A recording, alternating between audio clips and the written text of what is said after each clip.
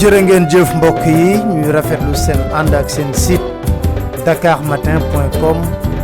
fas yéene ñëw ñu koy defee ay bés bu nekk dégtal leen seen chronique di tàmbali di gërëm di sant ñëpp ngërëm li nag am na fu mu tàmbalee waaye amatul njeexital ndaxte gis nañ nit ñi ci lim bu takkoo takku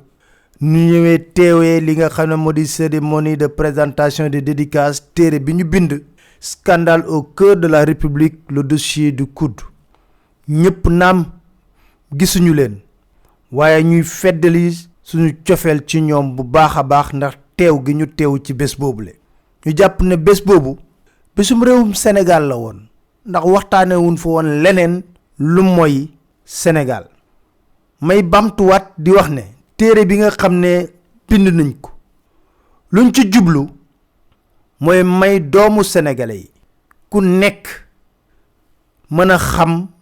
coow li amoon ci rapport bu kudd lan moo nekkoon ci rapport bu OFNAC defoon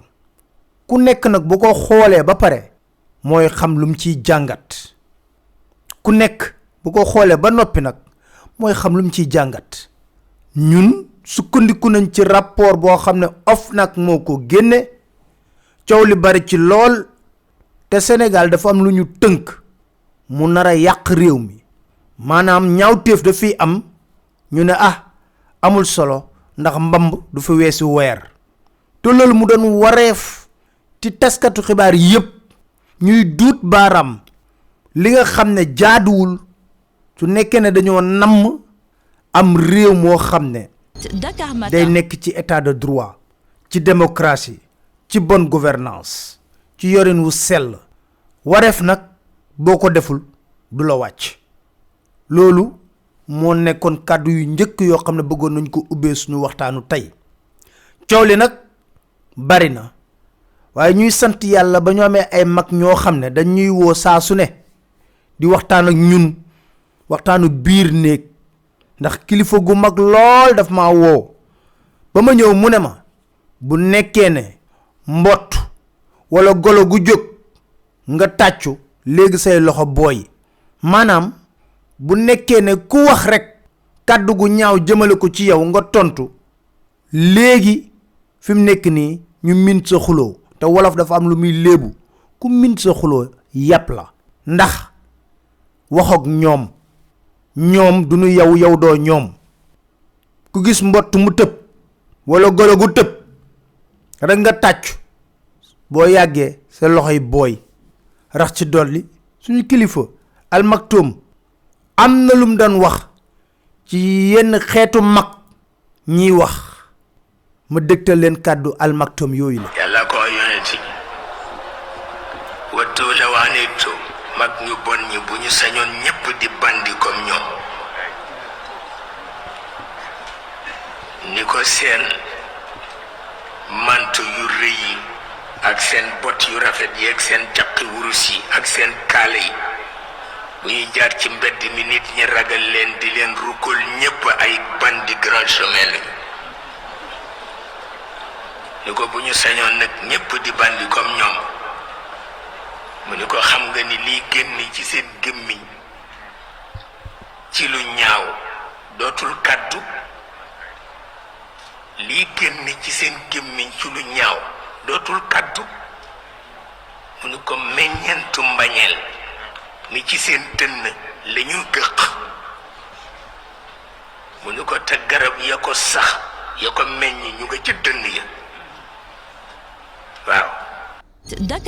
beneen bi Al Maktoum yokkat ci leneen lu am solo ci débat d'idées ndax nak wax du ñepp ko wara def amna ño xamne nak faaw ñu wax ndax dañ leen ngalab mënu ñoo baña wax de faaw ñu wax dañ leen ngalab waye dañu sukkandiku rek ci kaddu yi nga xamne Al Maktoum waxon nako ñu déglu waye penc may mu exclure ci ñaari nit ki gémmiñam reuy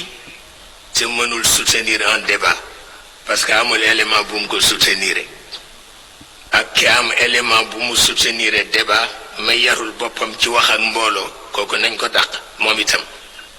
kële mu tudde ko aladul xisaam kii mu tudde ko wil xisaami xayru mubin. Dakar Matin. loolu doy na duñu nekk ci polémique ci lenn pare nañ ci ñu ngi jubluwaat ci beneen liggéey ci kanam tuuti da ngeen ci xam dara ñu ngi jublu ci beneen liggéey ñun waaye nag dafa fekk ne am na kilifa goo xam ne mbettaange laa am ci moom moo tax dama yëkkati kàddu yu gàtt jëmale ko ci moom mu di kan ki fi doonoon premier ministre Boun Abdallah Dionne ndaxte bu ma ko déggee mu ne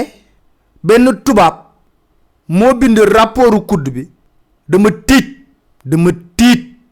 dama ne lan moo ko dal mbaadu dafa am léegi ay trou de mémoire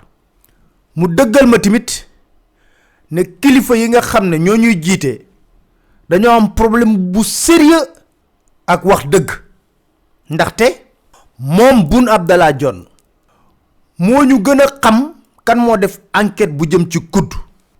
ki def enquête bi jëm ci COUD mi ngi tudd Pape Ibra Kébé moo jiite équipe bi nga xam ne ñoo demoon ci COUD def enquête bi Pape Ibra Kébé la tudd mu ne tubaab la moom moo ñu gën a xam Pape Ibra Kébé fuuf ndax am na lum séqoon ak moom lu tax may wax loolu ci xarañu Pape Ibra Kébé le Sénégal nekk invité d'honneur forum économique Auvergne Sénégal bu amoon jeudi 5 novembre 2015 bu nekkee ne Boun Abdallah Dionne dafa fàtte loolu ma fàttali ko lettre bi nga xam ne moom lañ ko jébbaloon te ca booba Pape Ibra Kébé mi ngi nekk OFNAC dem Clermont-Ferrand di jàppale Sénégal ngir ñooñu wëlbatiku jàppale Sénégal ci li nga xam ne moo jëm ci PSE Mohamed Boun Abdallah Dionne jébbal nañ la lettre le 29 septembre 2015 objet invitation au forum économique Auvergne-Sénégal jeudi 5 novembre à Clermont-Ferrand en France. Monsieur le Premier ministre, l'Auvergne en France, dont la capitale est Clermont-Ferrand, 7e région industrielle au rang national, souhaite mettre à l'honneur votre pays en s'appuyant sur des relations établies à l'initiative de monsieur Alain Martel, délégué régional du groupe EDF, avec un certain nombre de hauts décideurs du Sénégal, à l'occasion de déplacements à Dakar en 2014. En effet, avec le soutien de l'ambassade du Sénégal en France, l'Agence régionale de développement économique d'Auvergne organise le jeudi 5 novembre 2015 le premier forum économique Auvergne-Sénégal à Clermont-Ferrand. À cette occasion, le plan Sénégal émergent sera valorisé auprès de décideurs institutionnels et économiques de premier plan en Auvergne. Monsieur Pape Ibra Kébé vous a présenté cet événement en audience le 28 août dernier. Nous comptons sur une mobilisation forte de nos contacts à Dakar afin de contribuer à la valorisation des opportunités d'investissement, d'affaires et de partenariat avec le Sénégal. Cette action constitue un premier pas et marquera, nous l'espérons, une étape importante dans l'établissement de coopération entre nos deux pays. Lolu, Boun Abdallah Dionne jot nga ko le 29 septembre 2015 Pape Ibra Kébé bi ngay wax tubaab la boobu ma nga ca OFNAC moo dem lijjanti loolu ba mu mën a am nga jëloon ko audience yow le 28 août nga ko jël audience mu wax la lu nekk ci événement bi jàppale la ci nga toog rek xamna ngoyanu gi ngi neex rek nga ne tubab mo def rapport bi nañuy wax deug te yalla tax ku dé ak sa bammel li am ba dess modi nit mo fi wax ay wax yu reuy suñu mam Serigne Abdoulahad Mbacké na gor bu waxé ren ba déwén te kàddu gu changé wul jàppal na kooku gor pire la way président Macky Sall lépp lu ñu wax inventé luñ ko kàddoom la moom ci boppam moo nañu bés bu nekkee fi nga xam ne moo di palais de la république dina fexe ba organe de contrôle yi di saytu présidence ndax xool ndax yor nañ ko yor wu sell. Il y aura une transparence même au niveau des comptes de la présidence de la République parce que je permettrai à la Cour des comptes d'avoir accès aux comptes de la présidence de la République et de l'Assemblée nationale parce que la Cour des comptes doit aider toutes ces institutions. On n'est pas dans une logique forcément, voyez-vous, de répression, mais de pédagogie et d'accompagnement. Et cela nous permettra d'améliorer nous-mêmes notre gouvernance. Et à partir de ce moment, tous les autres sauront qu'ils seront audités. Si le président lui-même, ses comptes sont audités, à forcerie, un ministère ou une agence, tout cela va aider dans la gouvernance globale du pays. Et cela va donner l'assurance aux partenaires. Et c'est cette assurance qui va relancer l'investissement. Je crois que la meilleure façon de donner les assurances, c'est de dire que mes comptes seront audités. Si la présidence elle-même voit ses comptes audités par la Cour des comptes annuellement. Elle dira, Monsieur le Président, ici, cette année, il y a eu débordement par là, il y a eu mal donne par ici, il y a eu ceci, il y a eu cela. Mais des mesures immédiates de correction seront prises. Et à partir de ce moment, je vous dis, si les comptes du président sont audités, mais tous les autres vont faire très attention dans la gestion, que ce soit la primature, les ministères, les agences. Dakar Matin. Est-ce que ba mu toogee ba tey jii am na benn corps de contrôle bu am fit dem xool budget présidence ndax jaar na yoon wala jaarul yoon ndax nañ ko yoree jaar na yoon wala jaarul yoon nañu ci tontu 2012 ba léegi lay laajte ñu ne déetawaay mu ne moom bu nekkee président organe de contrôle yépp dina leen dooleel ay kàddoom a ngi nii. Mes chers compatriotes, s'agissant de la gouvernance économique, je serai toujours guidé par le souci de transparence et de responsabilité dans la gestion vertueuse des affaires publiques. Je mets à ma charge l'obligation de dresser les comptes de la nation et d'éclairer l'opinion sur l'état des lieux. Je compte restituer aux organes de vérification et de contrôle de l'État la plénitude de leurs attributions. Dans le même sens, l'assainissement de l'environnement des affaires et la lutte contre la corruption et la concussion me tiennent particulièrement à cœur.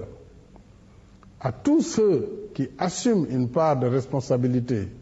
dans la gestion des deniers publics, je tiens à préciser que je ne protégerai personne. Je dis bien personne. J'engage fermement le gouvernement à ne point déroger à cette règle. Dakar Matin. Wow. Est-ce que gis ngeen ne dafa dolel organe de contrôle yi am déet Cour des comptes juróom benni atu yàlla la toog génnewul rapport te loi sas ko tëj ko ci ne ko at mu nekk da nga war a génne rapport defu ko. Inspection générale d'État 2015 le gëj a génne rapport sur l'état de la gouvernance au Sénégal loolu lañu wax fan lañ ko teg. Sentif lu toll ci 50 dossiers Sentif mooy saytu lépp loo xam ne moo di blanchiment d'argent lu toll ci 50 dossiers la ñuy wax ne ma nga ci justice musta yëngatu. CREI ana ñaar fukki nit ak juróom ñun waxoon na la ñuy topp mennum Karim Wade lañ ci dégg Tahibou Ndiaye Menu Fretin moom lañ bëggoon exhiber comme trophée de guerre. Tey jii ñu génne ay rapport wareef bi wara nekk nañ jël rapport yëpp jox ko justice déedéet président ne waaw dinañ samp commission boo xam ne mooy xool rapport yooyu kon lan moo njëriñu justice ci réew mi wala rapport yi nga xam ne dafa soxal ay adversaire politique am rek moo war a dem ci justice ngir ñooñu ñu tëj leen kaso débat bi foofu la débat d'idée loolu ñun loolu lañuy wax ay xaste waxante yu bon taluñu ko te yàgg naa leen wax ne fii dañoo fer ay nax te ko jàppee dof mi ngi wut garab yum leen faje te nag xool nañ ba xool seeni garab dafa jafe lool du pëndax du reen du comprimé du fas du sangat moo tax ñu tonk jaaxle den sant di leen gërëm den dig dajee seen benn chronique seen site dakarmatin.com inshallah